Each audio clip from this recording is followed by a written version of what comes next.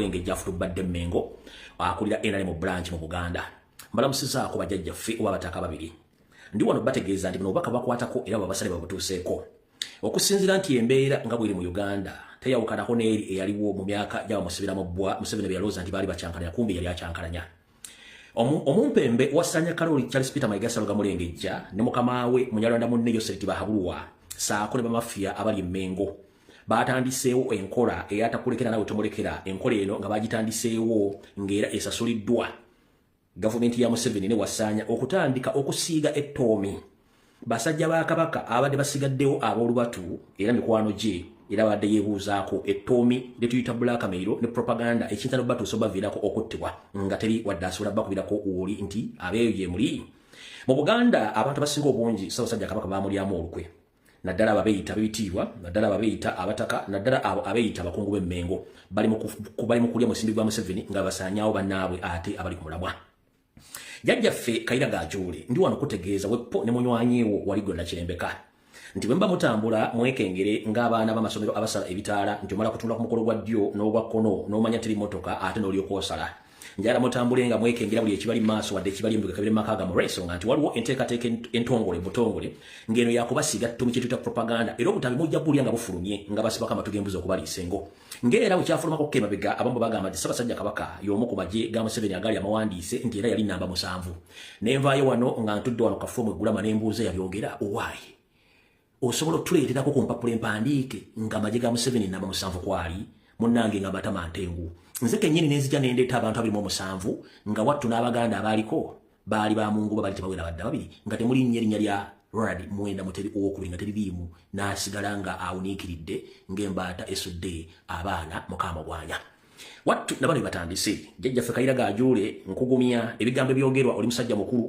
onzizukuza emirundi 2 oba 3 bigambo bino nkimanyi nti ogenda biyita biyinza okufuula biyinza okuleetera emmeme esiikuuka naye nkusaba ogume masajja kubanga ensi gye tulimu yabagwenyufa baagwenyuka batakyagala kumanya nga n'enkoko gye basuubira okulya bagirira mu magi ne beebuuza lwaki enkoko tezaala kale jjajjaffe njala kutegeeza nti mmenga awo bataddewo ensimbi ez'okutandika okwonoona erinnya lyo n'okusibako amatu g'embuzi okuliisa engo nga ne mu kino baagala oveeyo weeraga obufu bw'oli ate mwattu bakulage ekyagaana embwa okuseka bw'etenga omukira ng'omanya olwesese kale ng'okutugamba jjajjaffe Kayiira Gajuule ebigambo ng'ebyo bigenda kujja okutisibwatisibwa kugenda kujja n'enkusaba ogume masajja kubanga zisanga basajja tezisanga baana njagadde okutegeeza nti weekuume nnyo ne munywanyiwo jjajjaffe Waliggo Nakirembeka ssaako ne jjajjaffe Obusiraamu atudde ekibuli munnange lubaali embeera nga n'embiro kwotadde ke kabadde kasecurity talaati kabajjajjaffe babiri abataka abo mufunze ako nkamaliriza kati njala tusimbula evidiyo nga bwe nagibaleetedde olwaleero simanyi we tugenda kutandikira okusookera ddala nakano njala mukansaliremu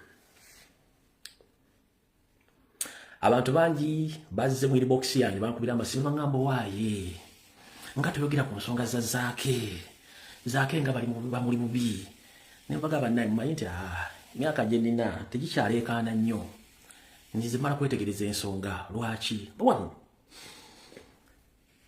ensonga z'enkyukakyuka tezisaana bantu balina bbugumu lingi nnyo osooka kwetegereza ebbanga limaze mu struggle wano n'essaawa zino wetwogerera omuntu mubuuze bantu ki boyinza okwesiga mu national platform nga ba parliament abakutere ku lupapula ye kennyini mubuuze ba parliament bameka boyinza okwesiga bosobola okuteeka ku lupapula n'obagamba nti bano batambula ne president bali bameka tagenda bakuwa tasobola bakuwa ninze nsobola bakuwa ekisookera ddala gye twatandikira yonna nga tukuba campaign tutandika Honorable Zaake yali president mu campaign track yonna abalagi batagenda Honorable Zaake abadde mu country tour eyasooka n'eyokubiri yonna neno yennyini Honorable Zaake abaddeyo ng'ali ne president wonna Zaake yavuddeko okulabisa parliament bamugoba ku commissioner ne tutegera parliament eri enguzi n'omujja mu office court ne muzaamu ne bamugaana okubeeramu yo Zaake alwanya entalo za struggle ompulira bulungi buli kimu akikoze kati oli bwajja n'agamba nti Zaake munyampe wattu osooka n'otunula bw'omala otunula n'ogamba nti okay ekikutta obudde bwe kinaabuta kijja balaga ekituufu n'ekituufu kiri nti nga bwe tunoonya ekigambo kye bayita democracy ne freedom of speech freedom of association freedom of assembly ate nga twagala nnyo okukozesa emitwe gy'abantu buli mwaka kozesa omutwe gwe yensonga lwaki buli muntu wadde mukwogera kyayogera bw'abanga akuwadde kyaba alina okuwa ekituufu lwensonga enja bagamba nti nze kubemba parliament bonna bennakalaba akabali mu national platform tewali ali perfect ne at least zaake ali ebitundu 45 ku buli 10 yaddeko ng'omubiki omweru so kati sisobola kwogera ku nsonga zaake mbawadde analysis yange era yewe nkomye njala baga ekigambo kimu nti omukulembeze yatuga nti tukusonge ku nsonga ezirina amakulu endere tuleme kubeera ku nsonga ezitalina makulu lwaki yali akitegeeza obukulembeze butandikira ku LC1 ne bujja ku LC2 ne bujja ku LC3 kati ku LC3 kubeera ku ba councillors kubeera ku ba chairman LC3 ne tugenda ku LC5 kubeera ku ba chairman LC5 ne ba councillors ne tugenda ku ba member of parliament so bwe tugenze kugina emiterera gyonna nga bonna obukulembeze structure yonna wansi nga bwonna bwafa obwa national platform nga tumanyira abantu nga sawa yonna okuva kati myezi nga 2 bamwe parliament abawala 25 kwasa tubagenda kusala badde wa mpuuga abamu NRM lwaki mejalinga ku muntu omu ate nga abaddewo lwaki mumejalingako tuyina ensonga nyingi bakansala bonna ku mitendera gyonna Museveni yabatwala Salim Seri yabatwala nobody is condemning them bachairman of the 3 abasinga bungi Salim Seri yabagula Museveni yabagula ali abakondemize tewali ba MP bonna abasinga bungi baguliddwa ali ababulemize tewali so a small mistake wenso y'omuntu gyakola entono nnyo tesobola kufula nti atogenda mu branding anti mu kyamo kye so nze ebyange byogera kati ng'omusiza Agulesiyani nti ebiseera ebisinga tumejalinge ku nsonga ennene tuleme kumejalinga ku nsonga ntono ya tulina ebintu bingi nnyo ebyokukolako era ensonga lwaki nti nze enkola yange yanjawulo nnyo ku nkola y'abantu abalala so nze nkubira omulanga bwonna abakulembeze tulina ekigambo kye twogera ffenna nti twagala nkyukakyuka ate enkyukakyuka ya revolution ng'omukulembeze ali eyo olaze abakuntu b'okulembera nti oyagala enkyukakyuka mu revolution gye tulimu bw'otagiraga kitegeeza abantu bagenda kukubuuza ekibuuzo owaayi gwe oli luddawa mu nkyukakyuka kikyokoze okuva ku chairman LC1 chairman LC2 chairman LC3 bakansala bagenda babuuza tuli mu revolution yensonga lwaki nze mu kusooka nakana mukasale nava ne mbagamba ngemme ebintu bino ng'obudde bukyali ne bagamba kati omyezi giringa muna ne bagamba nti nze essaawa zino sandiyagadde kuteeka abantu mu kifaananyi kyakulonda kugenda mu kalulu abajjukira njala mu abali wano ne bagamba essaawa zino bagamba salira kuteeka abantu mu kifaananyi kyakulonda lwaki tukyabanja obuwagizi bwaffe bwayita bwatubbibwako nti bw'ogamba batoto bateketeke tugenda mu kulonda bagenda tegeka emipiira bategeka eniigiina bategeka emyoleso batandika okubisa posta bagende ku mikolo mundabiranga ddala kitegeeza ekintu kiba kikivuddeko kyenalingema ekyo muntandikwa ne bajja ne bambuukira ate manya agambye etadda mu kalulu bikibi kinalingema ekyo kati mwe kibatawanya essaawa zino ekibatawanya essaawa zino kyenalingema kubanga nze ndudde ebyobufuzi emyaka 25 ku 3 manyi ba politician engeri gye beeyisaamu tayi bwe beetuuse tubabulira kirala kutegeka niigiina mikolo biki naye ffe tuli mu revolution ensonga nti nali sikkiriza kutandika gavumenti byakuna kubanga bo olwede baba balina mu mayindi kimu ti baagala kujja balonda nga beerabidde nti twalina obuwagizi bwaffe obuwanguzi bwe baatubbako bakomradi bali makomera tebalaze ensonga yonna yaki yabuvunaanyizibwa naye abadde bajja ali gwate agate nsima yagambye tagenda mu kulonda akolerani of course nkolera nnyoko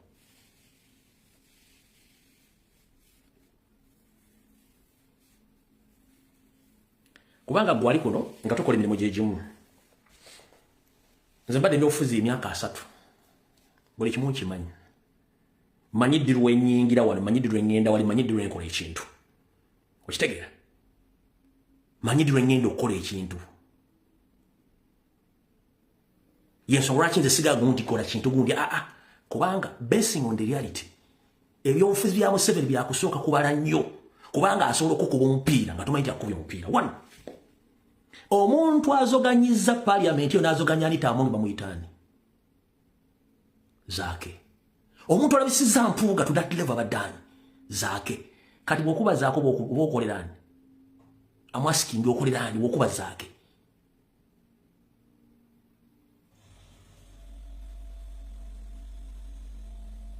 zakala bisiza Anita Among alabisiza mpuuga kati bwokuba zake Anita Among akube engalo mpuga akube engalo mayiga akube engalo nenga bajja kuza tuwe ensonga tano lwaki badde olubaza nga tozirina so tugende mpola tugende ku nsonga enkulu if are to blame tusooke tujjako president ogwe yabukola abasigadde bona tubablaming uniformly If we are to blame to Jacob president muteke bali ogwe yakukola abasigadde bonna batuwa accountability okuba bateka mu office bakoze eki opulidde bulungi nnyo. We must be prepared in this situation. Tulina struggle gye tugendamu yaddala nga ba MP 25 ku 2 bagenda. How are you going to handle that situation? Zake is not among them.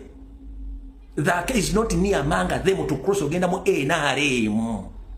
We have those we know that they are already close to NRM just by NWZ na kulayizwa nti bagenze mu NRM.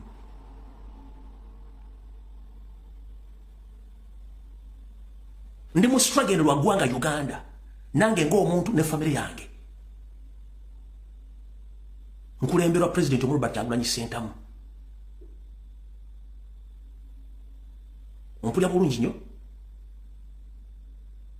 So, njagala tukole enkola president kati esira eddene tuliteeke ku nsonga ennene so si ensonga eziri minor. One, Zaka alina abantu bamuwagira. Singa yali asindika abantu bamuwagira tubeere mu lutalo gundi atempagira onoze eri tiimu gundi total nonsense. Ye Museveni wabatwagala awo buli kaseera kubeera mu division feke nyini tandise creating divisions ne diversion. Ye Museveni buli lwe mulwanagana mu kibiina munda mulinga mulwanagana ye president Museveni wababagala ejja kuba ekintu kigati n'olutalo lulinganya alufandinga ne kubanga temumanyi kubala mpiki dirwe nnumba dirwe sirumba dirwe nnumba dirwe sirumba. So njira bagamba tubesinge ku nsonga enkulu bwe tuba tublaming president muteke bali ensonga zino tublaming strike kyayo nno kuba MP mpaka ku chairman ero siwan bakansala batu ya molukwe bachema no fili batu ya molukwe bachema no batu ya molukwe ne bakansala ba LC5 ne ba MP we bali. So buli muntu alina timu ebo tunada ku media tandi kwanza ndi timu gundi tetuge Museveni wabatu agala uje wabatu agalira ddala. So avudo sigenda ku wow njagadde kaisa obisa. Kati njagala tusimbule video eno y'olwaleero mu butongole mu Julia bulungi nnyo. Okusokera dda njala soko tegeeza n'okugamba bannayuganda mwenna bambi obutwa bwa ddala butambula obutwa bwa ddala. Njala musabire nnyo Honorable Sseggirinya, njagala musabire nnyo Honorable Sseggirinya musajja wattu. Abasinga obungi ka video kante mwaka interpret nze naye njala nnyo musabire omusajja ono. Balamusiza nnyo bannakawempedwa bategeeza nti ekindeesa olwaleero beebaza nakumbeererawo mu mbeera etali nnyangu n'olwekyo buli lwempulira nga munkoonyeeko mpulira essanyu. Ekisembayo bannakawempe nyongera okubategeeza nti ensonga ya Kawempe North kimu kyaninamu obwesige ekintu ekyo sisinza kususuula muguluka kubanga mukyantunuzaako eriiso kakati bwempulira ekyo nti Sseggirinya Kawempe North kimpa amaanyi ennyo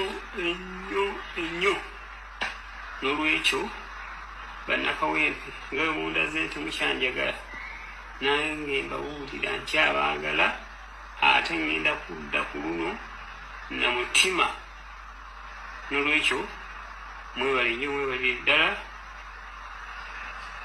tuddemu tusinkana 2026 mu kalulu ketunaddamu insha Allah. Alright. Yoyo muganda ffe Honorable Sseggirinya Muhammad. Njala tuyite mu bwangu olw'ensonga nti obudde tulina butono.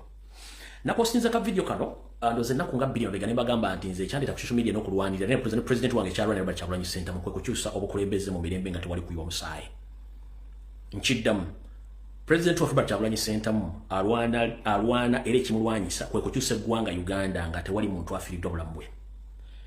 Kye tuyita ebyobufuzi mu budde bw'ebyobufuzi buli muntu asobola okwogeramu n'amafuukuule nga bwagangala ng'anoonya akalulu era abazungu tebakiinako buzibu wabula mu Uganda tukiinako obuzibu nti bw'ovaayo n'oyogera amazima ku muntu ali mu buyinza nti akoze ensobi aba ayagala kutta.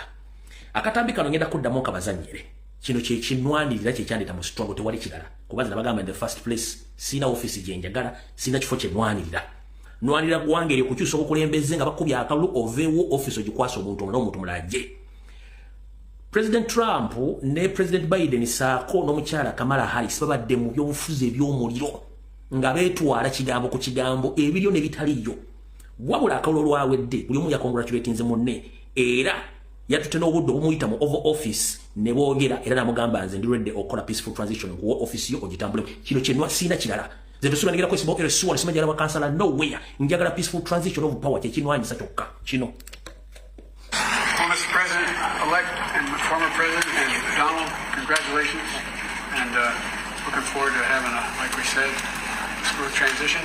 Do everything we can to make sure you're accommodated, what you need, and we're going to get a chance to talk about some of that today. So, welcome back. And thank you very much. And politics is tough, and it's in many cases not a very. All right. Trump akugambe politics sometimes is tough. Kati embera gye tuli mu Uganda yembeera y'obufuzi nga buli muntu alina okwogera ekigambo kya muli ekiri ku mutima ne Trump abadde abyogera Biden yabadde abyogera mu badde mu namafuukule mu Uganda kye nabagamba tetulina ba politicians tulina misege kubanga mu politics buli muntu waddemba okwogera omuntu kyayogera n'otambula n'ogenda kankamaliza tugende ku video tulese. Nice world, but it is a nice world today, and I appreciate very much a transition that's so smooth. It'll be as smooth as it can get, and I very much appreciate it. You're welcome. Thank you all.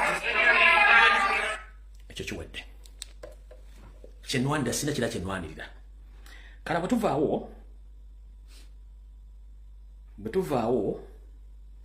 mbadde nga nzija mbagamba mwena abadde bangoberera nti omukulembeze bw'ajja alina ebintu bya specializingamu abikola nnyo okusinga n'abantu abalala Museveni yajja mu sirikale ate nga mbega of course owambega alina boteeka buli wamu ne butasanidde kubeerawo mu skafu eyali mu paliamenti abasajja bayingiramu saateeka nnyo maaso ku bantu kyabaaliwo ne platform ezisinga obungi zajjayo omusajja omu nga weewuunye mu seminaali oba faatha era ndoozi akyasaaba mpozi nga yavaayo nga y'omu ku bantu abadde mu paliamenti nga bakuuma speaker Anita Amongi bamuyita brother Mugabo naye nga bangembu yali avudde ku St Henry's College kyokka bannaye ensi eno nzibu Museveni asobola okukola buli ekyetaagisa omulaba yo no one your father Mugabo omulaba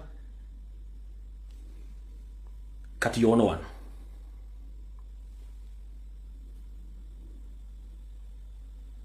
so butubonga information mutegere nti information je tuba tumazo gisearchingako era tuba tumaze buli kimu awo no tuvuddewo ndabye ko komitimbagane jiwerako tukyali wano mu kigoro jindoza kya mawulire ndabye ko komitimbagane jiwerako nga bagamba Nuupu yayina abawagizi yayina abagoberezi bangi mu kaluke ekisolo ne teyafunyemu wadde mutwalo gw'abantu please njala soka bagamba one system je tuzanyira mu tujimanyi bulungi nnyo kye kisoke kyokubiri for the first time president yagenze ekisolo n'afuna abantu bwe yafunya abantu twategedde nti abantu bamanyi bagala nkyukakyuka akaluke nyini kenyini bakabye misana ng'enseeraba fe kigendera kyafu baani yabadde awangulu baali tolwate tufaayo twali twagala kutesitinga amazzi ekisolo tulina y'abantu twabafunye already ng'oyagala otegere nti ensinzibu abantu bonna ababaddemu okuva ku nnamba emu mpaka ku nnamba 4 bonna babadde ba NRM naye amazima matuufu kandidate wa Nuupu yawangudde nekyabadde kizibu nnyo okulangirira kandidate wa Nuupu kyabadde balina okukola mu sisitimu ya Museveni eya reverse psychology kati kwekubira nakugamba nti independent yawangudde akalulu kano njagala ondeetereyo laale ya independent oyo gwebaga nti yawangudde yonna ogindeetere nga bagiraze ku mawulire bomwogera ku mawulire babadde kye balina okuzanya ekya reverse psychology nti wa NRM bamukubye bubi bonna babakubye kati badde balina okukola okuleetera gwe balooza nti wa independent nga ne wa NRM gwe babasaawo obutakulooza nti NRM yakoze eki nti Nuupu yawangudde kye badde balina okukola okibayita reverse psychology njagala ondeeterera alemu eyo omukira kuba nti yabadde independent laale zabadde bbiri abantu bazirabye wabaddeko ya national platform neyayoseri yalaze bakandidate babiri kyaze kitya nga gwe bataalaze nti yabadde ne laale wantu wonna mu kisolo yawangudde obukulembeze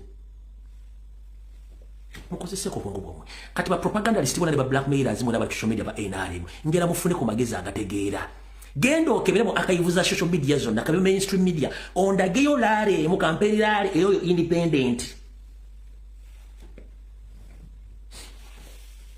njagala kuno ko Museveni kwali muhozi kwali Chairman Commission kwali mutulete mu archive ya mwelale ya independent candidate go mwalese embwete nga yakubirale era baba oyo mukazi namanya wale mugamanyiko baba kubi nupi bakubya ka lusupa kyebade balina okukola nga bulijjo kwe kuzanya ne psychology ne baga nti bagenda kawa NRM nga batoba kuba mambuka ne baka wa UPC okulemerwa bonona kati okumanya bana bantu bagezi yeye nyini ya wangu ndego bayito wa independent wa NRM namba 2 pesa namba 2 uno mukazi wa NRM uyo ekyongo kivuddeko kati laba video eno yenyini no linda ko eno video yenyini katika nkuzanyire video eno yenyini oli ko tegere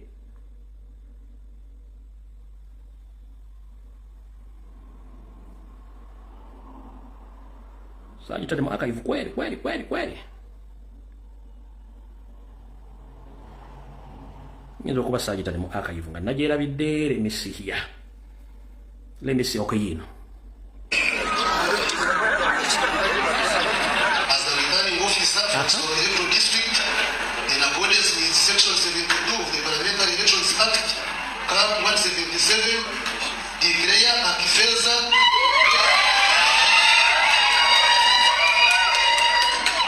who has obtained the largest number of votes winner and district woman representative parliament so electoral district returning officer Ayuba Daniel declared as one candidate.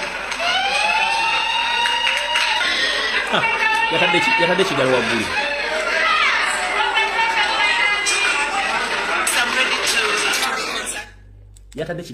yatadde kigalo waggulu kati mwe kyemutategedde nazine embata za social media ba propagandalist nupu ya wangudde mu mawulire ku macha bagambye mpaka saa 7 gw'emisere bagamba nti wabaddewo abalonzi tebajjumbidde kulonda era abalonzi badde batono kiki bagenzo okubala olulu wakati we yakulembedde nawo okubiri n'okusatu ng'obulu butandinga emitwalo 10 nga constituency esinga bonna ba parliament bajjira ku mitwalo 4 ku mitwalo 5 wabula lot turn up after announcing the winner in Kisoro look ate yo turn up n'erinya nga balangirira results nga jaweze mitwalo 10 mojja kutegeera so fecho akikoze ekya fecho awedde njala congratulating president national platform mwebale kulabisa Museveni mwebale kubeerayo ekyo twategere nti abantu baffe bali ekyo tukimanyi bulungi nnyo kale ekyo njagadde obategeezaako kati katugende ku nsonga endala kubanga mwena kimulinze kimwagala okuwulira kyekiruwa right Consulate ne Mr. President atuuse bwe mbadde nkola post y'olwaleero mbagambye nti njala mutagingire ba NOP chapter leaders mu Belgium ne mu Netherlands mwena basinga mugimanyi Dr. Nico bana Uganda bali kuno nga yomu kuba activists abasajja bazungu badata bali mu Europe abagezaako kulwanira bana Uganda omwami akoze omulimu gw'amaanyi nnyo naye waliwo obuzibuzibu obutonotono ate buli muki mu chapter eyo 1 omwami ono okusookera ddala omwami ono balina ebintu bamuvunaanamu nga biri personal tewali waga nti oba mukozi wa Museveni baleseza Museveni no biri personal bibiriwa bagamba omwami ono ayagala abakyala bangi ekyo kiri personal tekikwatako si kya bufuzi wandibadde okikiriimingako nga yakwana goba yakulyako goba teyakulyako ekyo issue wabula issue gyemanyi eri bweti temutuleeta okutandika okususpectinga nti ba chapter leaders owa Belgium nowa Netherlands mwali assent 1 njagala omwaka guno gwokka Netherland chapter ne Belgium chapter mutulage eyo demonstration ezisuka mu 2 ze mwali mulangiriddeko nti abantu bagenda ku demonstratinga njagala chapter leader wa Belgium nowa Netherlands mutulage eyo demonstration ziri 2 zokka njagala nga mwateeka okwekalakasa mu Netherlands oba mu Europe teziri wabula Dr. Nico on several occasions abadde alabikira mu kwekalakasa n'okuzoganya we yazoganyiza ne Balamu ng'ali ogu n'azoganya n'akasajja akaamu ku bempi ng'ali ogu omu first and foremost size bata nga nze bagamba tekiwomera amatama abiri ate kyotali kirekeranga muno n'alya saagala basi bako batugambuzi bali isango wabula njagala bagamba ekigambo kimu bwe mba mwagala change nga mwagala change kyemutasobola mukirekera omuntu akikola bwe mba temulina time mulekere Nico time yagikole mulekere Nico akole emirimu gye mba temulina time mwakoze bibaluwa bingi nnyo omanyi kye bakoze mbu Dr. Nico akoze ebintu bingi nnyo nga tamaze beebuuzaako gamba kogenda mu demonstration olumba basajja ba NRM n'okugaza show ya Chameleone mbu yakoze ensobi yabadde alina sooka beebuuzaako gendayo n'okuyimiriza show ya Chameleone kansoke mbabuuze bwe bakya kutalidaza Mwe mutakimanyi Chameleon mukozi wa NRM. Mwe mutakimanyi Chameleon yatta omuntu makage. Mwe mutakimanyi president recently bwe yali agenzeeko mu Kira municipality bamukuba tear gas canister yamuvirako kufuna ebirule. Chameleon bye yali Nairobi yagamba nti business yake akoleba muto don't care, that is his own business. So kuma mwenna ani avayo condemningira Chameleon ku actions yayogerezo? Nobody. Siwe kiri? Yes. So bwe tuba tudiringa n'abantu abadiringa ne government tetwagala basisiriza. Ompulidde bulungi nnyo. So Dr. Nico kiyakoze yabadde teyeetaaga permission yamwe kubanga ebbanga lingi yabadde akola actions nga mwebase bwaba balabisa mukkiriza abalabise. Ekisookera ddala Dr. Nico bwe yagenze okunoonyereza ku show ya Chameleon gyagenda okuyimbira temwabaddeko. Mumpulira bulungi kyekimu. Omukyala eyavuddeyo okugamba nti agenda kuba Dr. Nico black and white temwavuddeyo ku mitimbagano gyammwe wadde mu chaputa yammwe okondemminga omukyalo nokubanga omukyala wakabano. Manyi nze njagala kwogera nga ne information njirina. Yono omukyala gwe bayita Sarah Keys ono mwenna saagala kusagala mugenti nnyumbi omuntu muwulire omukyala bwe yagambye I will beat you. Just play with me. I will beat you. Bale nja kuba MCP. Nja kubanga sina mase. Nja kuba black, blue, red, green. Fana ino message mujituuse ku Kaniko ako. Kaniko gwe nja kukuba. Go temper with me. Nja kukuba. Newo mwakwelabire. Trust me. Before bale nja kukuba. I posted the announcement of our demonstration. Right. Chapter leader wa Belgium no wa Netherlands. Omwami ono yakagenda mu demonstration ne confrontations za mirundi nga basajja ba NRM. Njagala mundage video nga mugenze mubakasimbagana basajja ba NRM mu Amsterdam. Tewali video name. So bwe mubuleminga Nico kola ekintu kino lwaki ono Sarah Key oba Sarah Kate mwasose mubuleminga na mu community yamwe gye mugamba ambu yayimiriza community show ya Chameleon.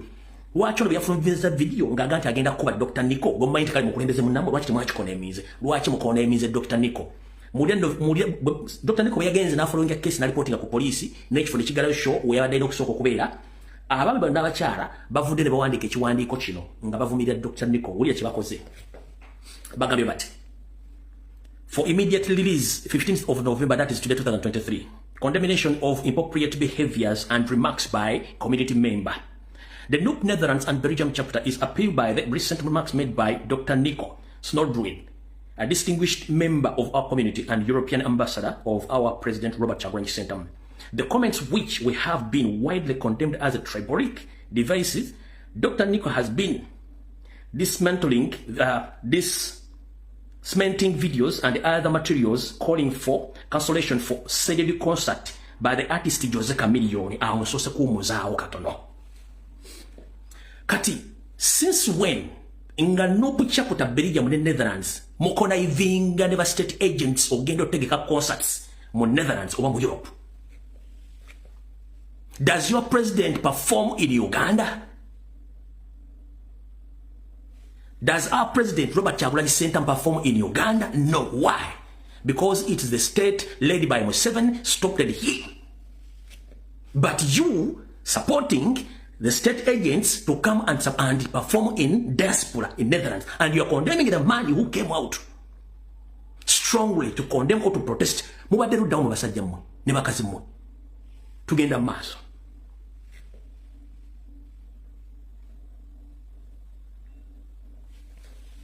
Furthermore, he is announcing intention for specific action to be carried out on Saturday 16th November 2024. Yes. Dr. Nico ayagala genda maaso ne veni daji bafunye naye agituukemu naye agikansolinge. A constitutional right ye. Tugenze maaso. We unequivocally state that such actions and decisive content of videos in question have no place in our society and do not represent the values we hold dear as an organization committed to inclusively divest our respect. As chapter, we were neither consulted. So the day Balaam came in Netherlands, Belgium, did you demonstrate it anywhere? Or did you confront the Balaam as chapter leaders? It's the same man who confronted the Balaam face by face. Mwali Ludawa. yali ono gomuvuma oba gomukondeminga yalumba balamu ne video jeziri oba mwali muwanise magulu I don't care oba balamu yabayitamu I don't care. The fact is ekibi kiba kibi tetukyagala kubikkirira wano tugenze nkyasomera abantu message mwawandiise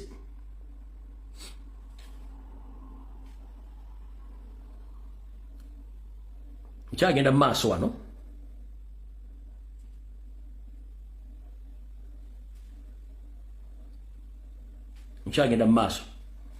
we are dedicated to fostering our community where all individuals are treated with dignity and equality regardless of their race, ethnic or background. We firmly prohibited actions and rhetoric that might be escalated tensions, disrupted public events or undermining our community to unity.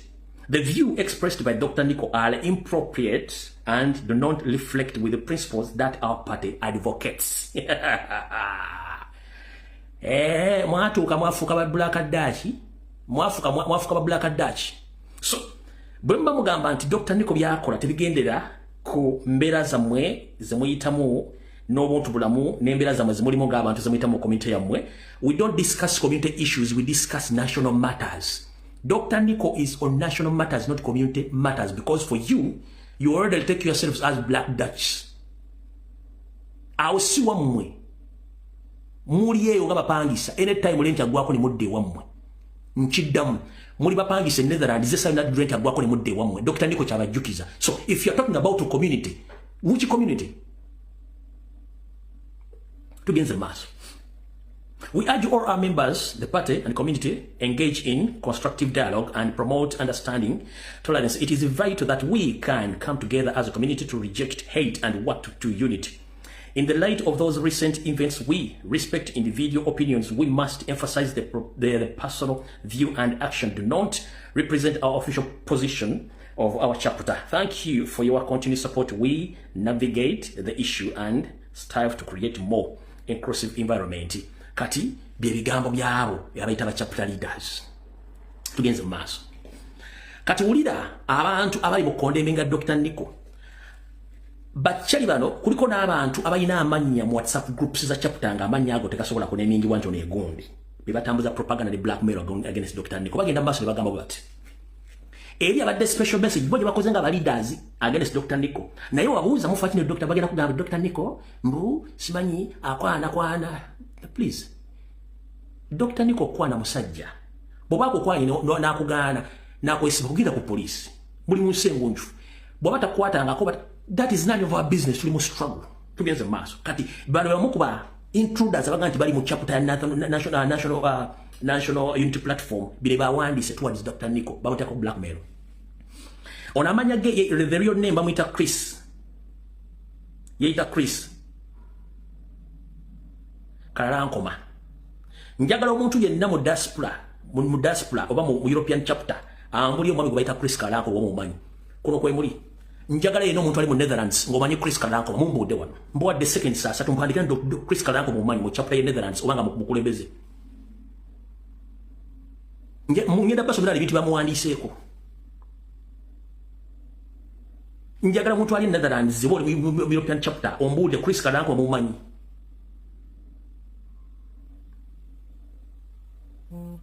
Chris Kalanko materia mumanyi yana wandi bawandi so what he worked in Ugandan government he worked in Uganda Investment Authority and allegedly through to Netherlands 2 years ago.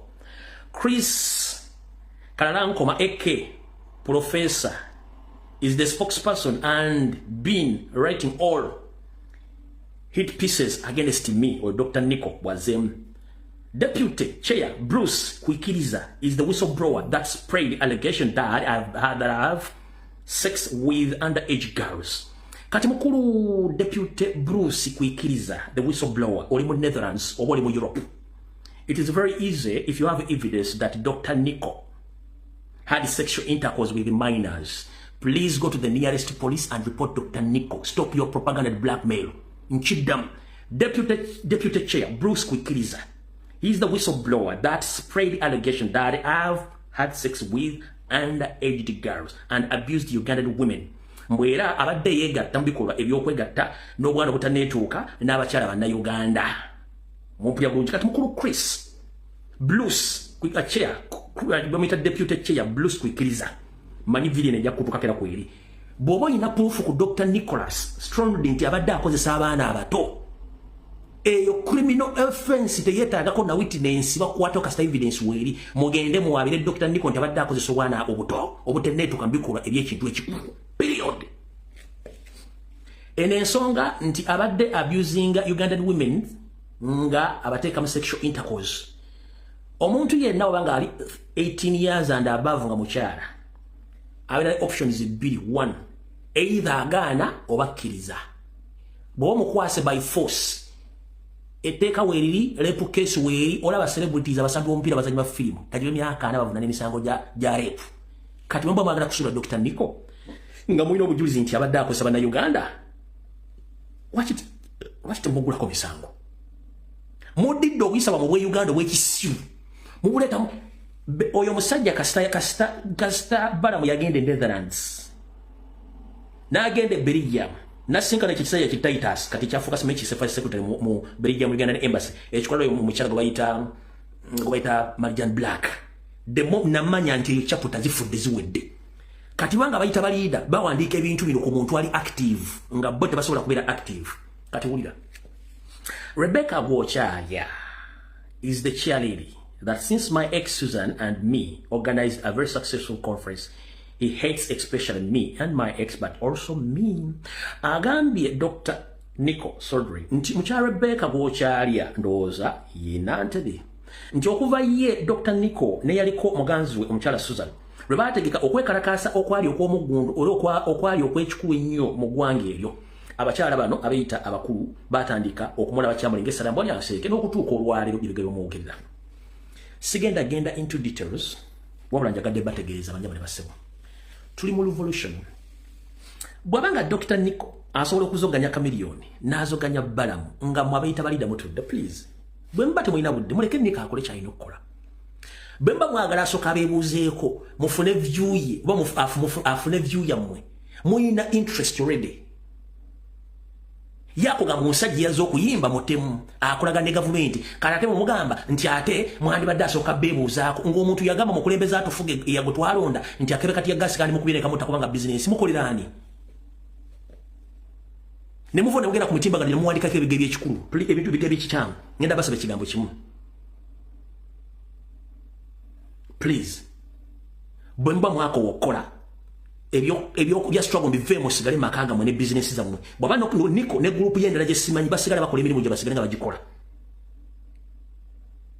bali mu kuwamba baana bali mu kutta abantu mwete munyega wabula omuntu avayo kubeera active ate mu muvuma kichenyo mukoleraani Mr. President wona woli eno message ejja kutuukako abantu bano wagendayo n'obatebaganya era n'ovaayo nga buli omu wadde taski ye but baze mu kintu kyekimu kulwanyisa kasajja kati ngenda baga ekigambo kimu and I'm here to encourage Dr. Nico wherever you are. I think this message will reach on your table. Please don't fight with Ugandans. No. And nobody invited you in this struggle. You are an independent minded man.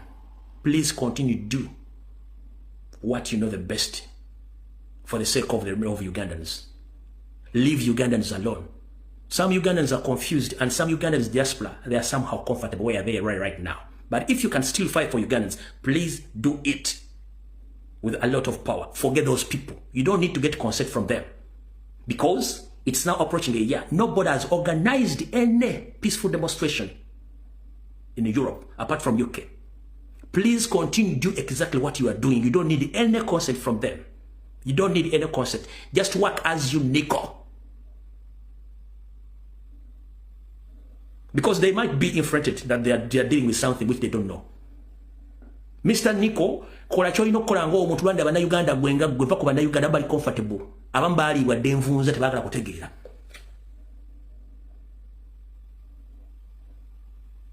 If the only blackmail they have against you that is that you are good at loving Ugandan women, that's not a problem. That's not a problem.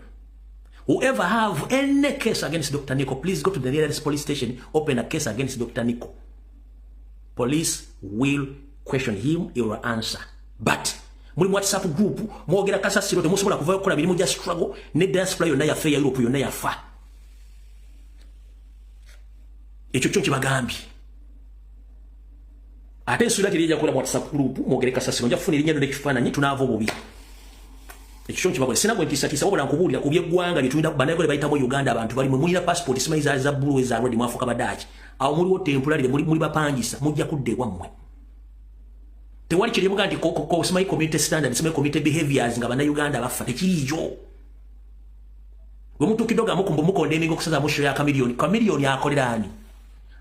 Kigambo kye yayogedde towards liberating enseyo. Kigambo yakamba president waffe nti bali somo kuba akakebe yo business ye ate go mudiri go supportinga.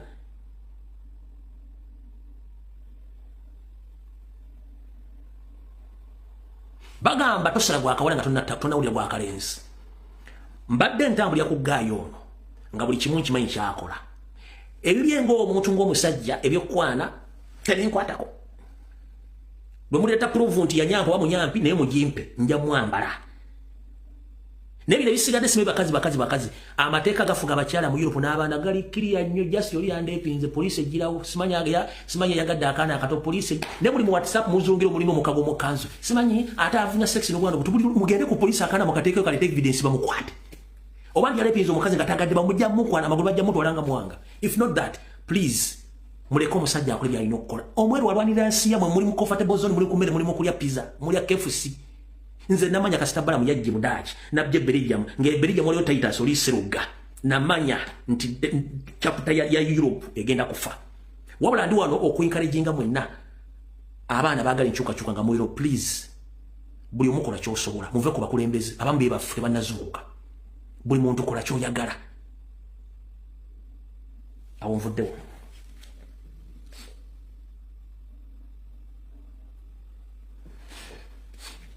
All right. Lubade tulibusa. President abadde ayolekera nakasongola olwaleero nga byadde nteekateeka naye polisi ya Uganda ne mugamba mutujja gendayo lwaki. Nekisoko kwewunyisa omwogezi wa polisi agambye yasayiniza ebbaluwa eno ku Inspector General of Police. Agambye bw'ati. Halting of demonstration mobilization tour across the country. The Uganda Police Forces the Uganda Police Forces, in bracket UPF, yes, has engaged in multiple meetings with national platform NUP to establish the guidelines on the mobilization tour across the country. Those meetings were aimed at ensuring NUP activities are conducted in a manner that respects law and order, regard for the citizens engaged in their private business, travels, and general enjoyment of the personal and public liabilities. A set of guidance was drafted and agreed upon, but national platform has reneged on the position as evidenced by the procession held yesterday at November 14, 2004 in Ibuikwe district, where traffic load safety and regulation were wantingly violated. As mandated by law, therefore, to prevent public order, the UPF has had the NOP countrywide mobilization tour until such time when the law can be respected. This has come as a result of the failure and or neglect by the NOP to either to mutually agree upon the guidance traffic regulation in public order. SCP Resoke Katuma for Inspector General Police. It's okay that Mr. Kituma. Ebbaluwa eno sigwe ali supposed juwandika. Ayino juwandika abera Inspector General of Police oba Deputy Inspector General of Police. You are just a mere spokesperson. And you are not entitled to sign on behalf of the Inspector General of Police. Kitegeze ne baluwa kito kitwala omuna ku mateeka tolina woli mu mateeka ga Uganda kitumwa oli jiryansi. Tolina woteekeddwa okusayininga ewantu wonna. Waliwo Inspector General of Police oba Deputy Inspector General of Police yalina n'omuntu omulala asobola okukola ekintu kino ye bebakulembeze abatwala polisi mabendo benda amanene so sigwe iwe just tuliseka oli microphone kati microphone ndio tukondo kuandika ebbaluwa on behalf of the entire institution of Uganda Police. Nagamba daggo musajja gwe wadda mu kifo ky'ennanga naye ekifo ky'ennanga tokisobole nanga ali musajja mulungi nnyo ng'atulimba ne tukkiriza vaako musajja alimba ensi yonna ng'abambalira okabali ku international tutula ne tugamba yes well done enanga kati gwe mu bbaluwa ze naakasoma mu bukyanga mbeera mu struggle siraba nko bbaluwa enanga gye yagamba asayinize ku Inspector General of Police ani agirina agindeetere mala okunywa ku mazzi.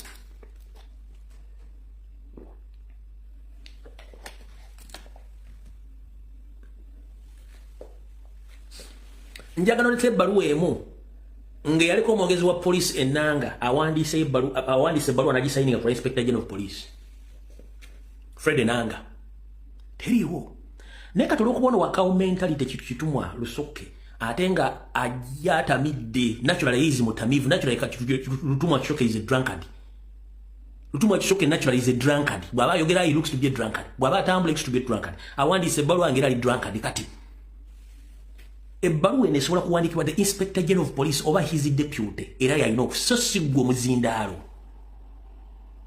teriyo bbaluwa enanga gye lyawandisa kyobulaba naye amateeka mu Uganda tulwane nnyo tuleete democracy mu Uganda ono kituma aba yagenze eddamu baba bamusibidde eddamu twenga n'akasomozo twakasudde eddamu nnyanja kituma Lusuke. There is no way how a police spokesperson can write on behalf of the Inspector General of Police and you send the letter. A spokesperson.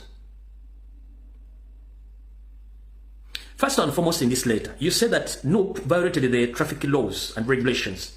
But we have the evidence of the video whereby a police vehicle, which was led by, I think, I don't know which ranks, but that gentleman, I think you sent him with the intention of causing commotion and breaking traffic laws. Simagira nkaza chali yabadde mu motoka police. Yatambuddwa okuva president nanga ali mu kkubo wakati akkiriza motoka ndala kuyisa na kuva ziva mabega na zidda mu maaso kuyisa. Video mwagire bulungi nnyo.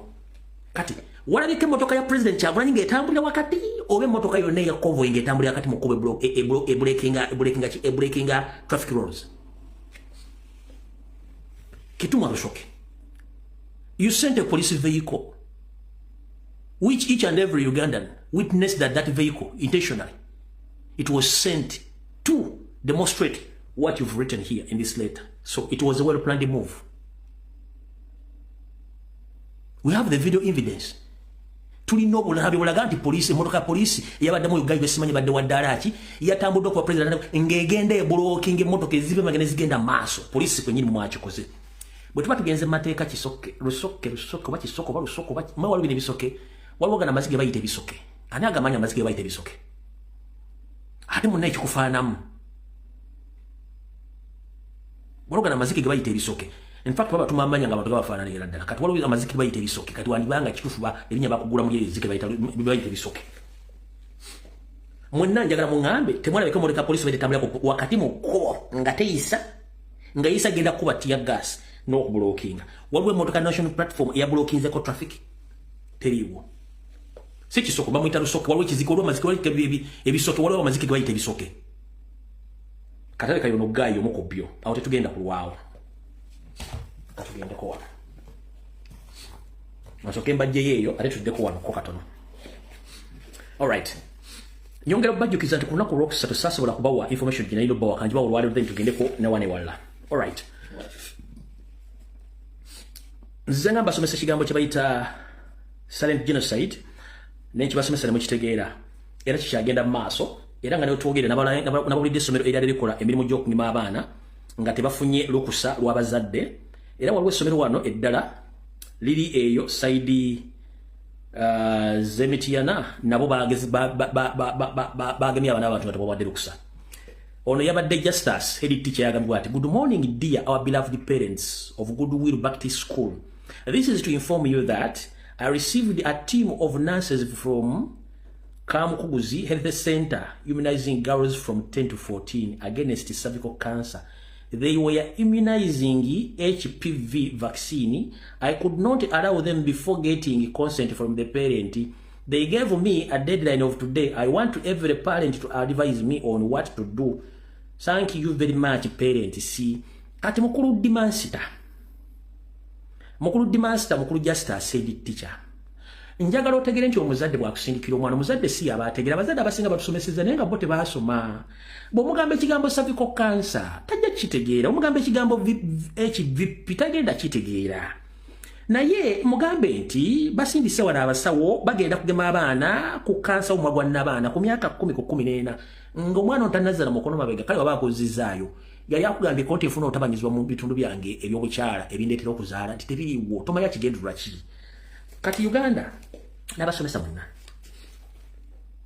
mudiringa ne generation y'abazadde bambi nga tebasoma naye nga baagala nnyo okusomesa abaana baabwe ojjamu ebigabo biwandiise mu luzungu omuzadde tabimanyi tabimanyi wabula gwe ng'omuntu asomyeku amanyi obulabo buli mu kintu kino gamba abazze nti bannange katuyite olukuŋŋaana lw'abazadde mujje mubannyonnyole mmwe kennyini mubannyonnyole abazadde abuuze owaaye HPV ani era akolangaani omuzadde ayimuka agambe nti nze Norman Ganja mbuuza cervical cancer vaccination yakolangaani mubiri gw'omwana wange era kimuyamba ki bamunnyonnyola akkirize oba ajjewo omwana we wabula abazadde abalimu abazadde abawulira abaana tebasoma n'oluzungu tebalumanyi ng'omuwandikidde ebbaluwa toyisire kuŋŋaana lw'abazadde abaana mulina ekintu kye mutamanyi mu basajja mmwe naddala abasajja bananyini basomero waliwo ekintu ekigenda mu maaso ekyokkendeeza namba y'abantu mu Uganda nga kigenderere Janet akimanyi Atwina akimanyi Luther Achenga akimanyi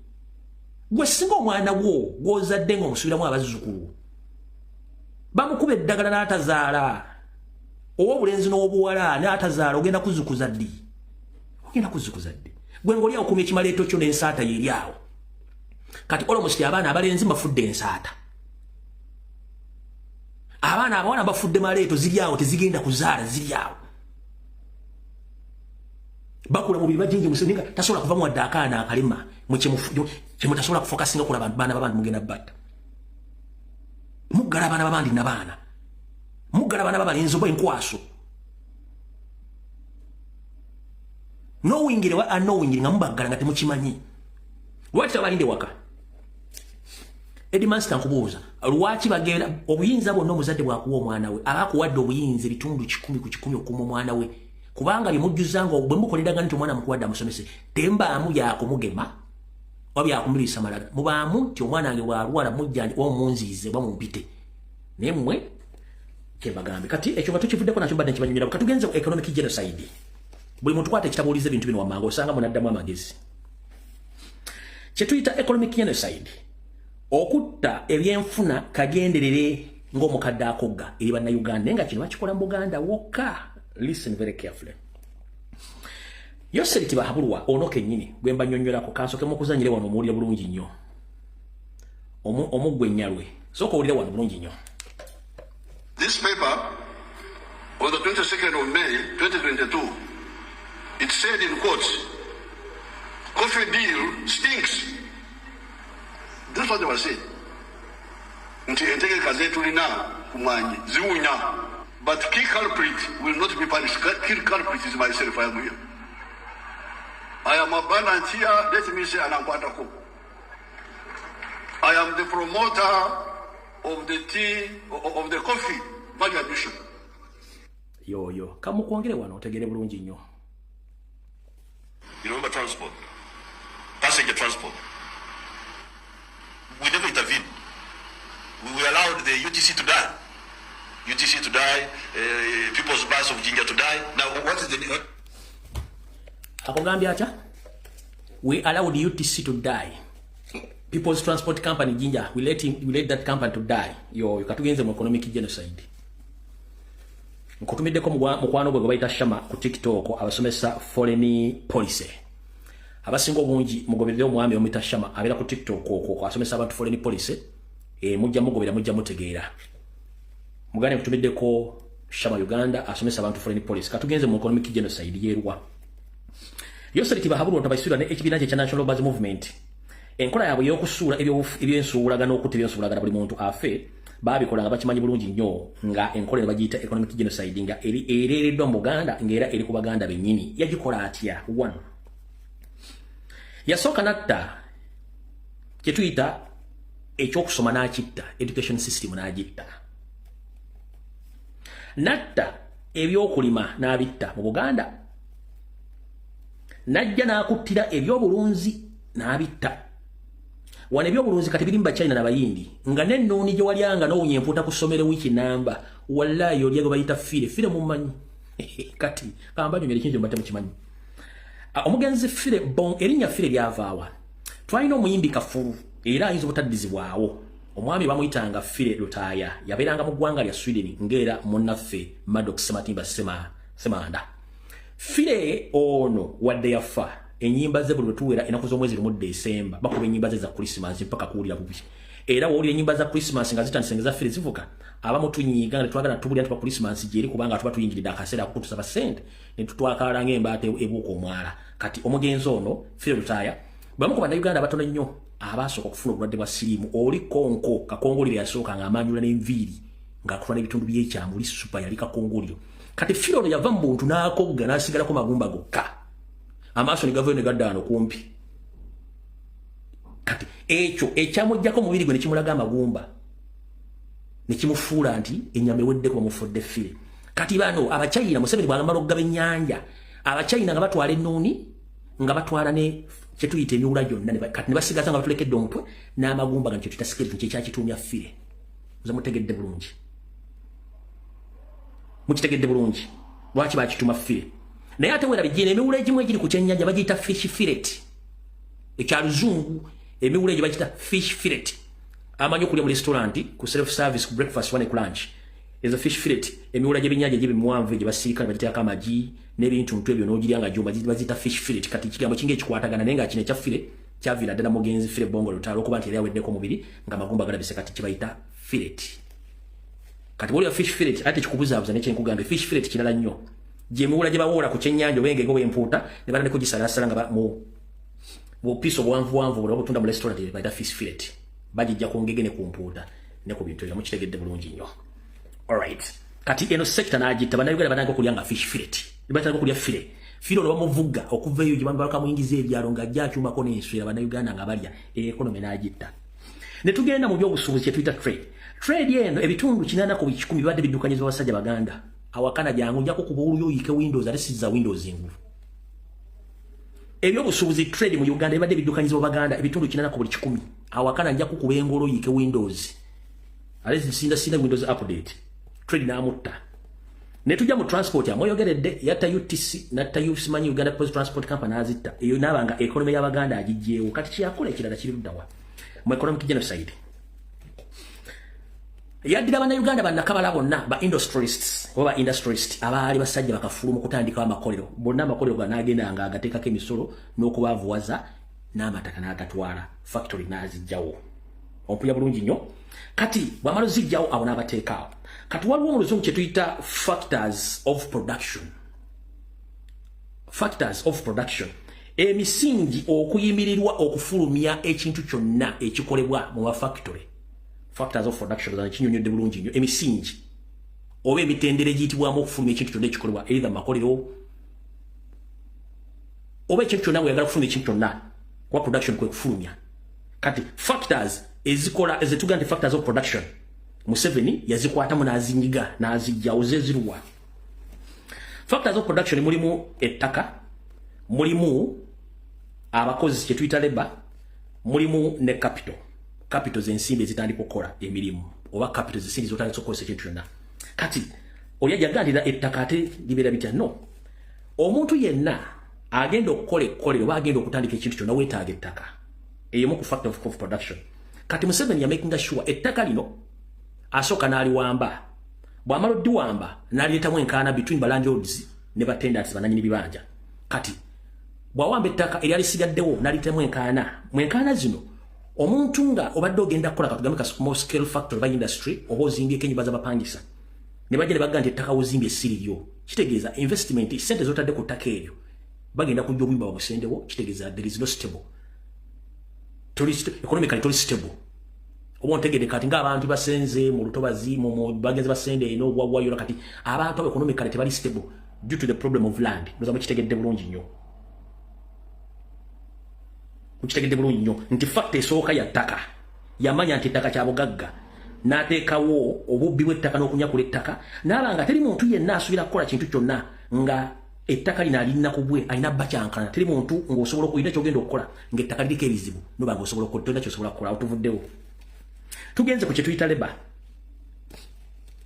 leba mwena mukimanyi bulungi nnyo ze services ziweerezebwa abantu basekinoomu ze services baweereza eri amakampuni oba obukozi abetuyita abakozi ye kennyini yatunda kampuni zonna gavumenti ezayitako ze zaali zirese ezaali zikozesa abakozi bana Uganda. One, ng'omukozi akola mu kampuni yoli ya gavumenti ofuna ssente ezizonga omuntu ez'omusaala gavumenti nejjako omusolo gwayo gavumenti nekuterako mu kampuni nekuterako ensimbi nawe bakujjako ezo ne bakutereka mu NSSF kati sente gavumenti zekujjako ez'omusolo zigiyamba okunoonya ssente endala ziteekawo mirimu emirala ssente ziri ezibakusalako ne kampuni zekuterako zibateeka mu NSSF nti bw'okolera kampuni eyo emyaka 30 n'okaddwa ku myaka 6 ssente zikuyamba ozijjayo n'ozikozesa mu bukadde kati wano yasooka n'atta kampuni zonna n'azijjawo abantu ne baluzinga emirimu kati kye yakola ekyamagezi ennyo kwe kutandika ate okweexportinga leba baganda baffe aba security bakadaama ne bafuluma eggwanga ne bagenda tuba tulina ki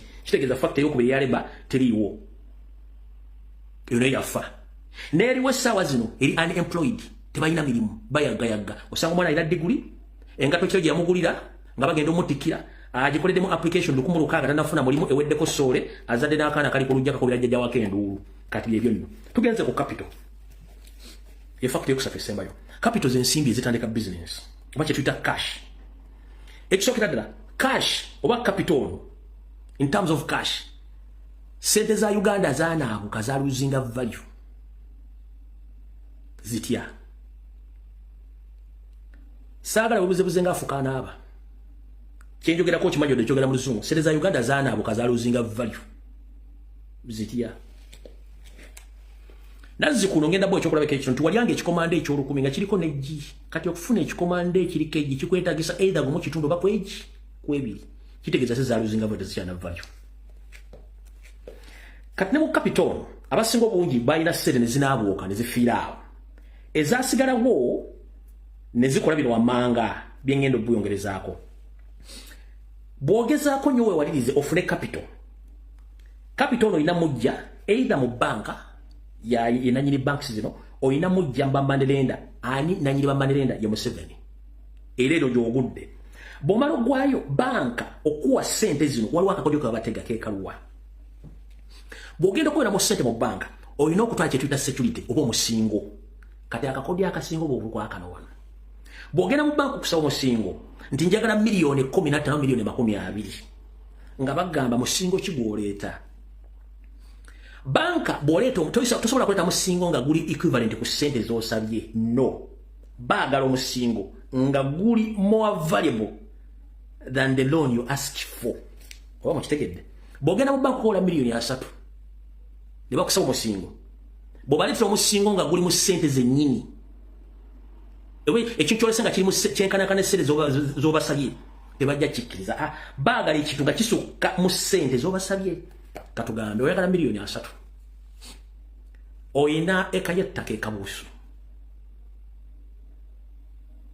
kati nobagamba nti eka y'ettaka naye erimu ebyapa bibiri nti ye naye nsooka obawako ekyapa kimwe basindika saveya n'agenda n'agamba nti ekyapa kiri kyendabyeko nti kiri onayagala miliyoni naye bwe tukivaluwinga location ewe kiri tekijja mu bukadde 3 atuwa ebyapa bibiri byombi olwokuba nti obeera ne pressure yagala ssente valuwa alinganga makanika valuwa ne bannabyabufuzi tebaawukana valuwa banka ajja kujja ekintu kye ekyakawumbi agambe banka tekintu ekiri wathi kawumbi kiri mu bukadde 5 kati gwe olwokuba nti oli iga nyo yagala ssente naawe okkirize kati yo banka ngegende kuwa miliyoni 3 naye ng'ekyapa kyotutteyo kya bukadde 10 kati bamala okuwa zino essente obukadde 3 ng'otaddeyo security yo eri worth miliyoni 10 bamakinga sure obukwakkulizo bwe batadde ku looni eyo mu ngeri obwemwenda bugenda kulemerera bo bajje batwale ekyobugagga kyo lwaki ogenda okusaba miliyoni 3 eza looni ng'okuva ku LC1 okutuuka ku looni officer mu bank ku milioni ezasatu almost ngo spendinzeko milioni 3 milioni 3 ngozikozesezza agende wakyaba ne suwanu simanya kufuna rekomenda loan office oganti bali ba survey abagenzo ku survey ba valuers loan office ne ganti watampana nga tengera kuyisizamu katogera kulanga milioni 3 zije kuki kuloni usigaza milioni 2.7 zeba kwasa already otandikira mu deficit otandikira mu banja lyo okujuza zile milioni 3 oba fuwane mindi sijja kulimba sana kusala kigambo simanyi banka zifuwe mindi chemba manira bafuwe mindi ne banka simanyi wefuwe mindi I'm not sure about that ne wa manira bafuwe mindi category wasa milioni 3 na already milioni 3 wazispendi za mu process eri otandikide muki mu band already waliko milioni 3 zo wadde wali okufuna loan yenu kati already oyina okusoka okunonya sere zigenda okujuza sente zino ate nga bononya sere zogenda okusayinika kati ekizibu ekiri wano duration ibache tuyita loan period giba kuwadde mu Uganda sudi yanga loan esuka myaka 3 ku 5 sudi yanga loan esuka myezi etandikira myezi 3 mukaaga ku mwaka ku myaka 3 kati ogendo ko esa sente zino ziteka mu business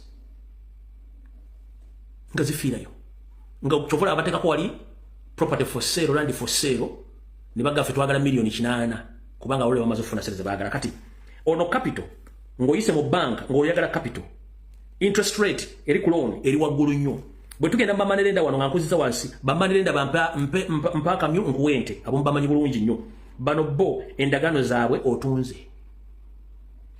nebo geno musasula nga gwene Jesus wali luno musasula ngo zene Jesus ajja kesimu niwaita na kubiri na kugamba waskipinze payment day ng'ebintu abitwala kitegeeza nti kati factors zino zonna abazise kiki ekiba kigenda ogenda maaso kitegeeza nti tolina kyogenda kukola mu Uganda kigenda kubeerawo ekituyita economic genocide kimutamanyi nga kigenda maaso kivira ddala kuwero C1 mpaka ku national level kyovula nti abagaga basinga obungi babeera ku pressure naafu bye tebabitwala ne babuuza fena kiba tutebintu kubanga ebibaddewo awo nawo tuvuddewo kinzizo banyo kya economic genocide kyesabanyula kuna kulokusa mukitegedde bulungi nnyo kiki ekireeta ebintu byonna ekireeta ebintu byonna kubanga ekintu kiteeketeeke okuba nti bagenda kikola nga balina kikola okubavuwaza mu Buganda awo tuvudde oddakika ziri mmeka 3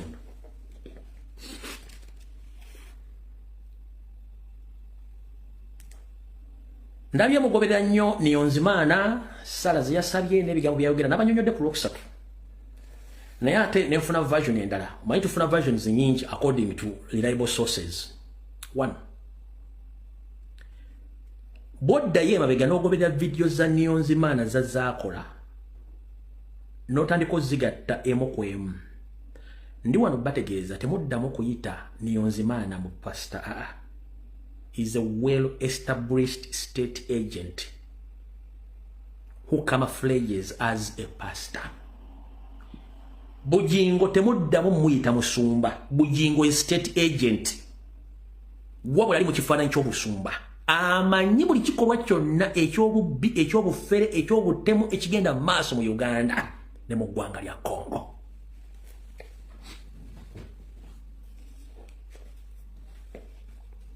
Mbasaba n'okuvoota muddamu kumuyita musumba is a fully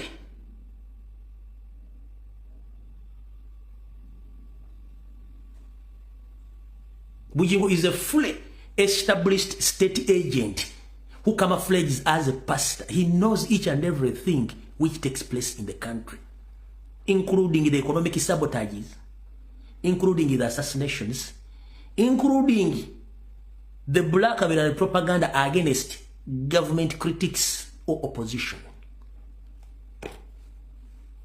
Temuddamu kuyita musajja nti musumba a state agent amanyikiddwa gomba temwagala kuyita state agent amanyi ebikolobero byonna ebyokwonoona ebyenfuna mu ggwanga ebyokutemula abantu ebyokulumba abantu bonna abavuganya gavumenti n'abalumba nga bamulagidde akikole kubanga akimanyi ng'akikola mu Uganda weponebweri w'eggwanga muza mukitegedde oyo si musumba.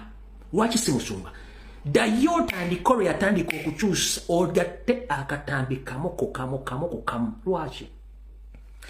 Bible sisobola gisoma wadde n'engituuka wakati n'engiddunnyula naye sirina amunnyiririza empulira zikolima ziragira muntu affe nga suuliranga mu Bible gye bawandika mu linnya Kyagulanyi oba National Unity Platform sikiwulirangako n'ebbaluwa zonna ezaawandikibwa mu Bible mulimu abakoliiso mulimu ab'Ebbulaniya siwuliranga mu bbaluwa gye bawandika ng'erimu Kyagulanyi National Platform.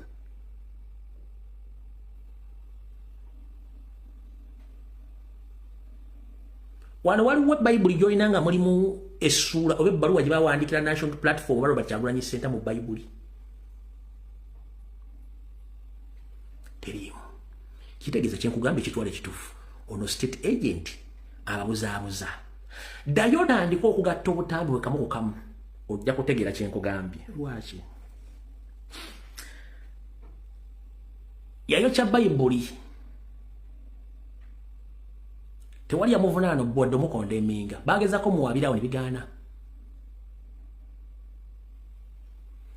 Wabula ng'abaaka bano bwe beerabira ne bayiwa entungo oba ne beeyokya. Abaaka bano bamala ne beeyiwa amanda mu mbogo ne boogera ebyama. Bwe yatta Richard Gama abyogera. Bwe yasindiga bwe yafiiridde mu kanisa eyagenda Saddaaka n'abyogera. Gwomanyi nti omusajja yatandise okwogera ku nfa ya Kanso wa Mary ng'amuleetinga nti yali amuleetako embwa ali ludda wa ye waali. Najja n'ayogera ku nfa ya Father Likoda nga bonna abantu abattibwa butwa naga baali bamwepankako. Kyenkugambye ono state agent amanyi assassination plot zonna kati awo katuvuddeko.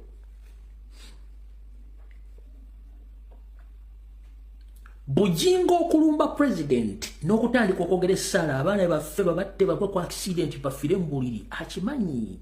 Mission y'okutta Kyagulanyi agimanya 100%. Ddayo owulirize lwe yatandise okwogera ku Kyagulanyi ogatte video ojja kukomekereza ku gye yasembi okukola ogatte video zirivansi ojja tegeera nti omusajja amanyi mission y'okutta Kyagulanyi z'essaala zaasoma. Maye mulwawo ogatta video mmwe.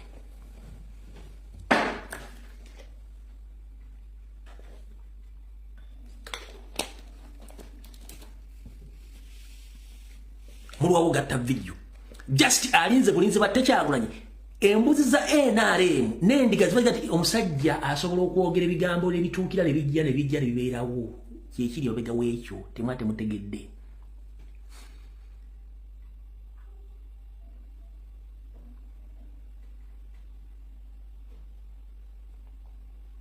Comment nga zisirise. Esimu zibavudde mu ngalo.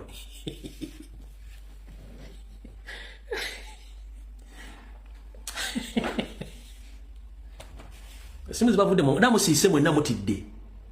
Mutandise okugatta dot ku dot. Ffe bano nasoma abaaka bano n'ensoma Yoseeri ne system ye yonna na buli kimu akikola. Nze namusoma bwenti mutunako butunuzi bwenti. N'akabano kaabwe konna nkasoma busomi bwenti.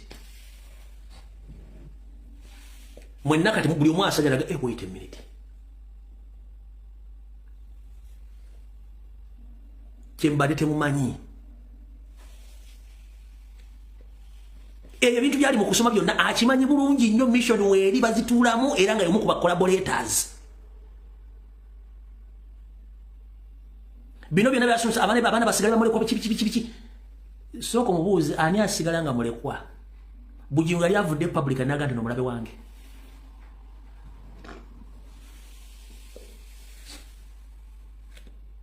Njagala ombuulireyo diri wabulidde endiga ze ekigambo ekikwatagana mu Bible nga talumbye Kyagulanyi full swing n'essala zaakola ez'obusagwa zonna.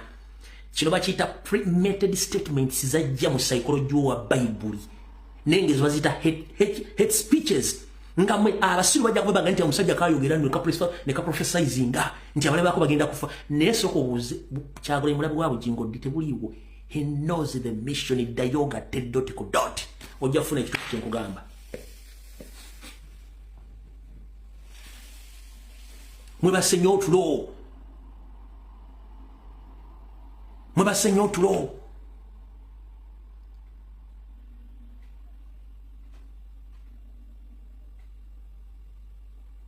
Mwebase nnyo tutamusobola kutegeera bintu bino. Ne mujja bitegeera mpola ku kifuba. nga Catholic Church bwegenda etegera nti inamu emisege ejaba sister nga bambega inamu emisege ejaba brother bambega ejaba father nga bambega balina ne mundu babega mujja bitegeera kyobula baganize sikka kibenga sikka kikene nyandusu njogera nompola n'ensirika bwe nendaza nembalinda bulijjo tubagamba waliwo silent genocide era nga ateeketeeke abasajja bano batambula n'amajambiya ne mundu mwakirabiddeko ono wakabando bamusanze n'ejjambiya mpya ekyaliko n'akapapula Jambia yani. Jambia oganda wakijawa. Jambia ndi kwesa ngwange nzo muchalo. Ate sigara na moto. Bora mkatena chi yako zokuja. Ate omugo. Ate. Kwesa wewe Jambia. Jambia wakijawa kwata Jambia. Jambia wakijawa. Jambia ndi ngwana muchalo. Wewe stick ya zigo ni stick zia. Muwe stick ya. Gwese bufana muluchi. Yakukubagwe. Those are exhibits. Jambia yaki sebo wagenda nayo wajijawa wachi twajireka mukyalo empingu zaki empingu zani Deni jacket yani yafande Emma akolera wa ulirisa akolera mukono alikuranka ki Kayembe mukono saidi Kayembe alikuranka ki Mainda sa ya Emma yani Emma ya kusindika ko Emma yani Kesigala motoka Emma berenga Jesu abera berenga Jesu baki asigala motoka yo mujja kuletera abasirikale bezimu mujjukira nga mbabuulira ekitundu emukono gye batrainingira abasajja n'abakazi abatali bannayuganda abasukka mu 200 nga batraininga bali mukono eyo babatraininga ne tubaga ebigambo bino ne mulooza tusaaga ne muga tusaaga kuba kyobula bajjako Facebook oyuga tubira basula bibagamba bano woyagala kutegenze sina muntu yenna gwe ninako buzibu mu Uganda obuzibu wange wa Museveni n'ebikola eby'ekitujjo by'ekitemu lwaki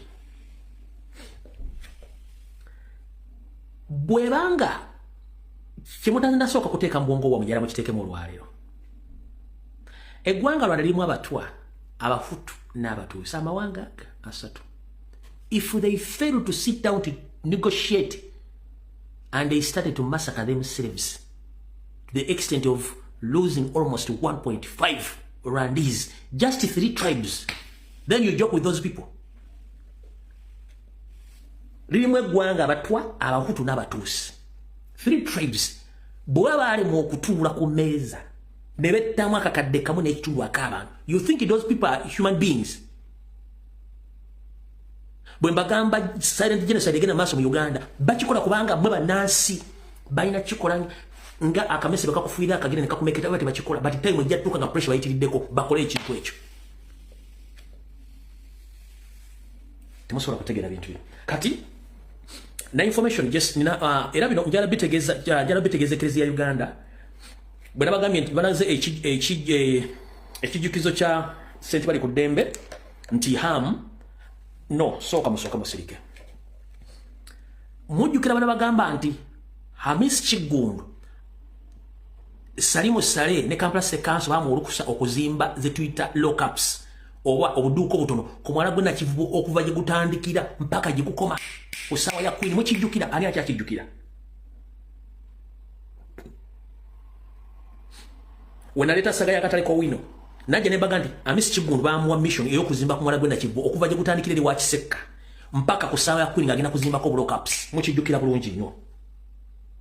Kati bana basajja kujja n'ofuna information basooka ne baddamu ne babega bwe badda ne bakiwamu time ne baddamu ne bakireta mu version oba kikolamu ne bakirivansingamu katono. Kati bwe nabagamba nti bamuwadde ettende eyo ey'okuzimba lockups ku mwana gwe Nakivubo ne basooka ne bakittamu kemabega. Kati kyebakoze Hamis Kigundu amaze okusiba ekigwa ky'abajulizi ekya ssente bali ku ddembe mu Kisenyi n'ezija n'ekyogera ne babulira nani akiriko kyeyakoze ng'amenya emidaala gy'abantu bonna ng'azimba omwala kwagenda okuteeka lockups ze. Kati kiri ekyokuva wa Kisekka yabalaze kati ye bakulaga nti ekyo kyafa batandise na kino banyabo ne basebo eyo development eriwo bali mu kuzimba mwala ku kijjukizo ekyo bagenda kuteeka lockups ndowooza olaba nenga yagobye basuubuzi mbwa kulietinga kubo nga cho ekigundi ky'abajulizi kyo yamazo kisibako azimba mwalo ogwo amale ateke kolo kapisi waggulu ogula bulungi njagala bajjukiza buli kimunga mukimanyi bulungi mukitegeere bulungi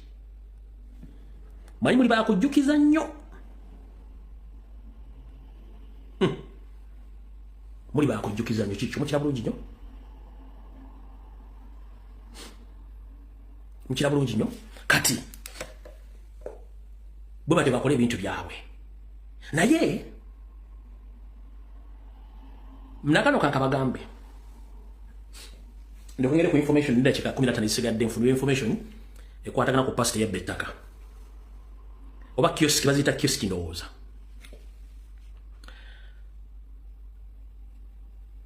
singa tubadde ne government emanya amateeka nga ne Kampala State Council keetegera bulungi nnyo omukulembeze wano yajja mu ggwanga eryo n'agamba Yoseri njagala mumpe transport system njizimbe nga nkozesa ssente zange male nkisolooze nga sijje mwadde n'amagoba n'akamu mbakwase project yammwe nga tatadde mwadde n'ekikumi n'eki mukulembeze wano wentudde Museveni amugamba nti asooka amuwa ssente yamala okuleyiga strategies walenge ground yamugamba ekisoboka omusajja yali agenda kukola train akole ne tram oba tramway zitambula mu kibuga akole ne bus stations ezo taxi ne truck ne buntu wa taxi uveemu ne boda buveemu ekibuga ali agenda kizimbira myaka nzijali nga mukaaga kyonna kitibenkere yamusaka musasere bwa mwate omusajja teyadda yagaana takyagala kukolagana musajja yagala omusajja mufu kati njagala omuntu alina map ya Kampala ekibuga nga bwe kiri kino Katumba amala idea muyinza ogibba naye nsigaza corporate yayo kuba eno idea yange Rachi ensenzi kulaakulanya zonna kati zirina bu tram oba zitete tramway bu train butono buno bwetola mu kibuga town service gw'okimanyi nti nga wakozesezza omwala gw'ennakivubo okugujjeuzira osobola okuguzimba bulungi n'ogusiiringa waggulu n'ozimbako tramway ng'eva luzira mpaka Makerere ku university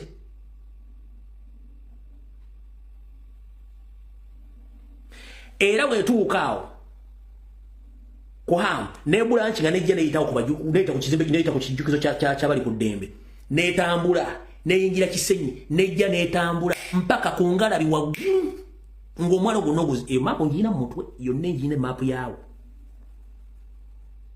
kitegeeza bw'omala okuzimba train eyo ng'ogijja eruzira nejjange ebeera ne branches obeera ne branch nga off ng'egenda ku myala eminene gisobola okukola ku tramway bw'ogizimba okuva eruzira ejje branch nga ku myala eminene egiri mu Kampala nga bajja bakola mu tramway okujja okutambuza abantu bulungi nnyo okujjako traffic kati ogijja eruzira nejjange branch nga off mpaka Makerere kati bw'otuuka ku hamu then ojja guno omwana gwe bazimbye gwennyini nawo n'oguzimba n'ogutambuza mpaka ku ngalabi waggulu kuba guno mwala guno gwazibako guva ku Yohana Maria Muzeeyi Emmengo bw'ova ku ngalabi okutuuka ku Yohana Maria Muzeeyi waliwo meters nga 100 mwanga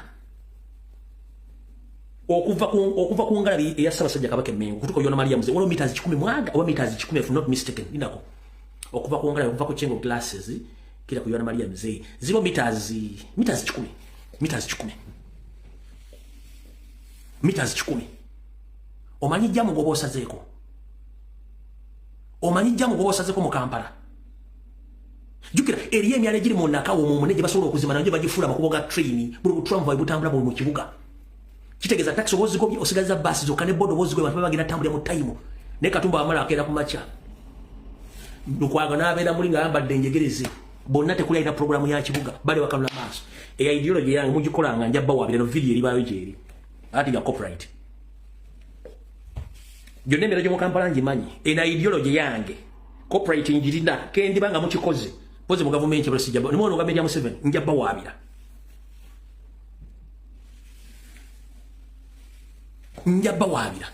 ideology yange era deserving copyright ndaba Minister of Works Katumba amala nemmera kwa mujja mukisinye ko njabba wabira no video njajje ngo obujulizi aho tuvuddewo kankoseze ndakike 10 ku information eno all right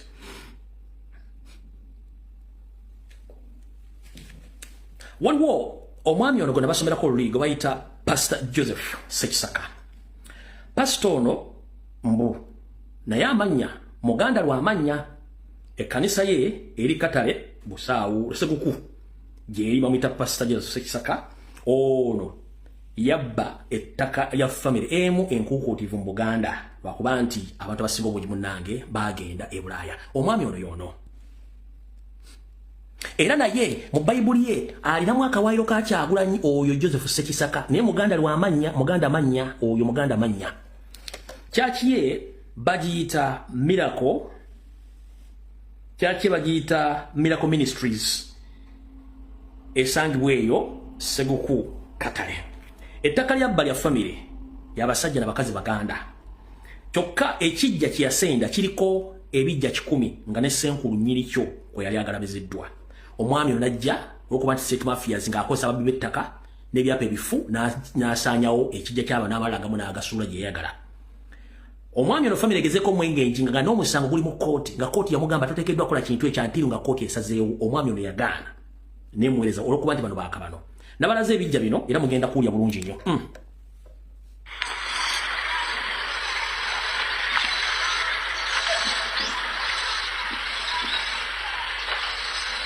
Awo namala galiko abantu 10 gonna yagasinzibwa.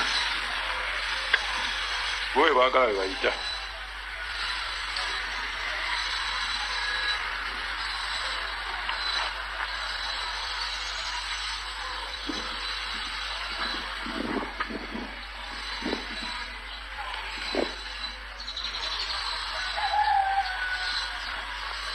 Kati olwamaze okukola effujjo eryo lyonna omukulu ono yamaze n'asenda ebijja by'abantu n'ettaka n'aliddiza n'aleeta bizigunduuza ne zisendawo mu kibuga Sekuku. Yoyo omwami yoyo anti bo ba State Mafias kubanga naye ali mu Bayibuli olumu agisoma nga asoma Kyagulanyi bebe basenze ebijja by'abantu ettaka n'alitwala nga ne kooti tagiyinze kusala musango. Oyo omwami Pastor Joseph Ssekisaka omusajja Omuganda mannya kubanga Abaganda tetutera kutawaanya bafu. Bano bamu kubenganda n'abooluganda abali mu Kaaba twaha ng'entulege ng'omusajja ono Muganda mannya atutte ebintu bya family. Ffe aba family ya Mwami Makumbi tulina okwemulugunya wano eno eri Joseph Ssekisaka Pastor Ssekisaka yalina abantu be yeekubaana nabo n'agula ettaka lyaffe n'agula ekijja kyaffe okuli abantu abawera 10. Oyo omwami Pastor Ssekisaka Joseph najja n'aziikula abantu baffe ekiro n'abakwata n'abatwala gye tutaategeera. Era bwe yamala okutwala abafu baffe ekijja ekyo kutulinako bajjajjaffe bajjajja b'abajjajja tulinako bazadde baffe bonna bali okwo tulinako abaana baffe tulinako basenga baffe bonna baali beebasaawo ku kijja kyaffe. N'agula ekijja ekyo n'amala alina be yeekobaana nabo n'aziikula abantu baffe nga tatugambye nako. Essaawa zino tuli mu kunoonya abantu baffe tetumanyi na gye yabatwala.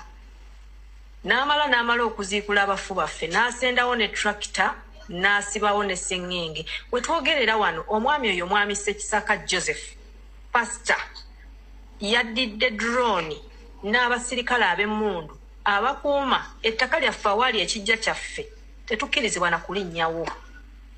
Era tuli bannyikivu nnyo tuli mu bulumi bw'amaanyi olw'embeera eyo mwami oyo gy'atuyisaamu era gy'atuyisizaamu. Amagumba g'abazadde baffe ne bajjajja baffe ne bajjajja b'abajjajja baffe n'abaana baffe ne basenga baffe bonna tetumanyi gye yabitwala. Bannange tusaba abantu bekikwatako mujye mutuyambe kuba tetumanyi kyakukola. Omwami akozesezza ssente buli wamu buli we tutuuka batugoba bugobi. Ekisembayo kye nnyinza obbabuulira tulina n'ekyapa ekituufu ekyakolebwa mu myaka gy'ana.